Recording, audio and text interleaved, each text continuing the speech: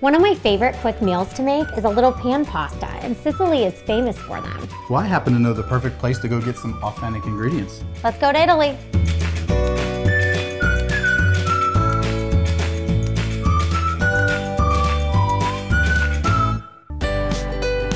Welcome to Italy. Here we are at our local oil and vinegar store. They have so many authentic Italian ingredients in the Italian world. That's right. Already packaged and ready to go. So you have a pistachio pesto. All the ingredients are already there. You don't have to shop, right? Yes, that would take me 40 minutes easy. Yeah, well, I'm ready to cook. How about you? Let's go. All right.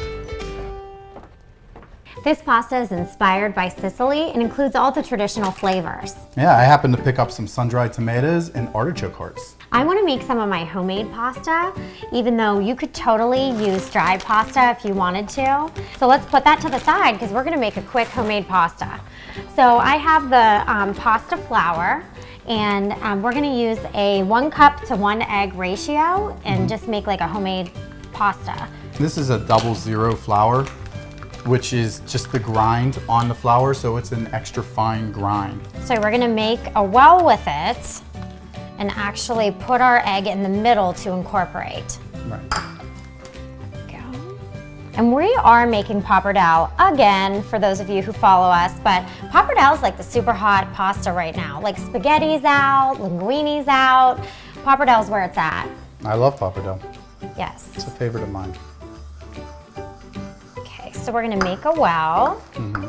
Crack the eggs. David, could you grab me a fork? Sure.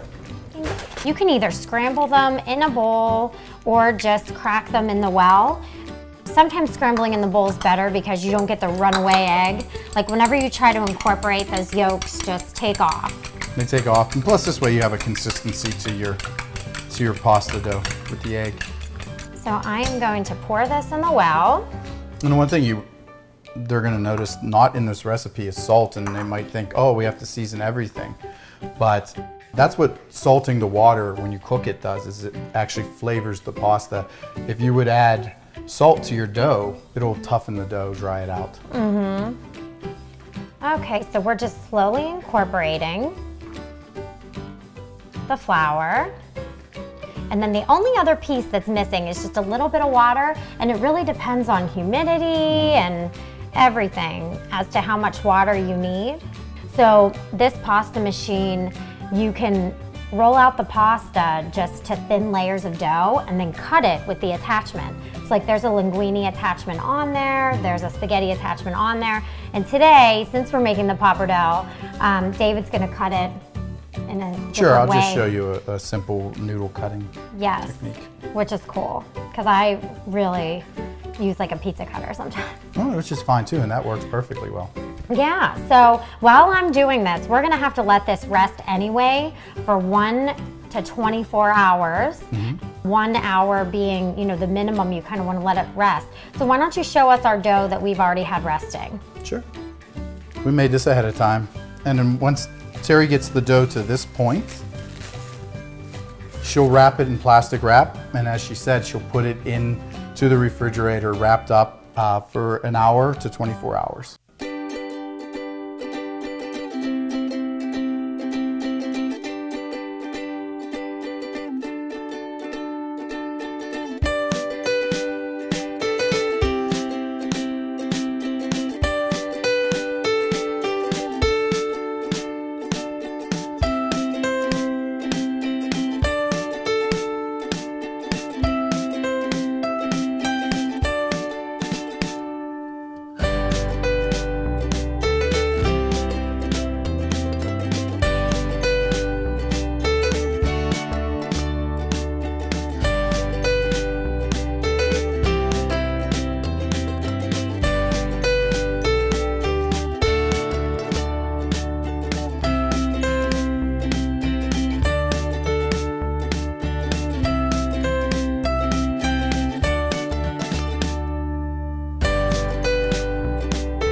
Not going to take long for that pasta to cook, so let's get the sauce started. And that's what's beautiful about a nice quick pan spaghetti or pasta dish from Sicily, right? Yes, and I know we're using garlic, so I'm going to go ahead and start chopping the garlic. And what's beautiful in Sicilian cooking, a lot of people don't realize, is the use of chilies. It's actually, it can be spicy, it could be sweet, it can be a combination of spicy and sweet.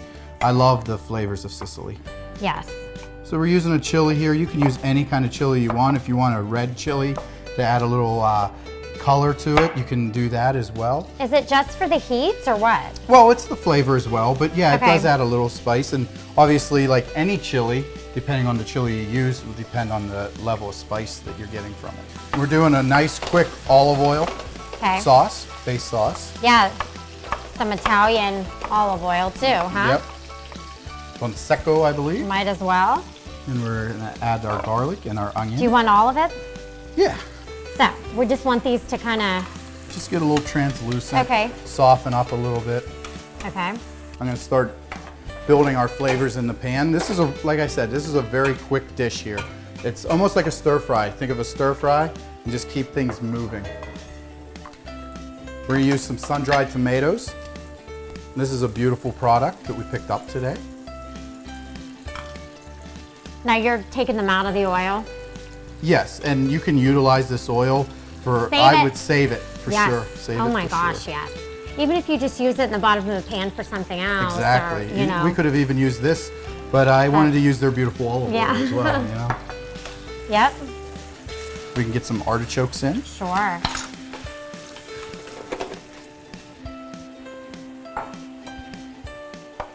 I love these one-pan pastas because it is a quick meal and it's so delicious. And I don't know about you, but I always had a rule of thumb that you add like 2-3 ingredients and you never kind of want to go over that for Exactly. a quick pan. You want to keep it nice and simple. It'll get like just gross. Like if you start adding in like mushrooms and asparagus and everything, like if you have a couple of those, it's awesome. Right. But if you add it all in, you can overdo it. So that's why I love this recipe, because it's simple flavors and it just really completes it. Sure, and you Just like the movie, it completes me. We're gonna add in the pesto pistachio. Now this product is beautiful because it's already all chopped and ready to go, which can be, you know, quite the process sometimes to make. I mean, pesto is easy, but you have to buy so much basil just to make this jar. I mean, so we're doing a pistachio pesto. Yep. Pappardelle. Okay, so now we're gonna go right into the pan. And you actually, a lot of people over drain their pasta, and you don't wanna do that because you really want some of that cooking water into your pasta pan, because what happens is the starch that's in the water helps pull the sauce together. Yes. So don't throw that water away. And this really took a few minutes to cook. Yeah. I mean, just a few minutes. Otherwise it would just be mush. This looks so good. So no Parmesan cheese on this pasta? Nope, once again, we're going traditional Sicilian. So Which is Parmesan cheese, no, I'm joking. Where I grew up, that's what it is. Yeah, no, and I love Parmesan, but yes. No, this is a different technique. This is a very different technique, and a lot of times in Sicily, you will not see pasta topped with cheese. Yep. You will see this technique of frying your breadcrumbs. Yes. And we use pistachios, because we have the pistachio pesto. No, this is my favorite part on like the breaded pork chops in the pan, the chicken, everything. So good. You don't need cheese when you have bread and pistachio. It looks great.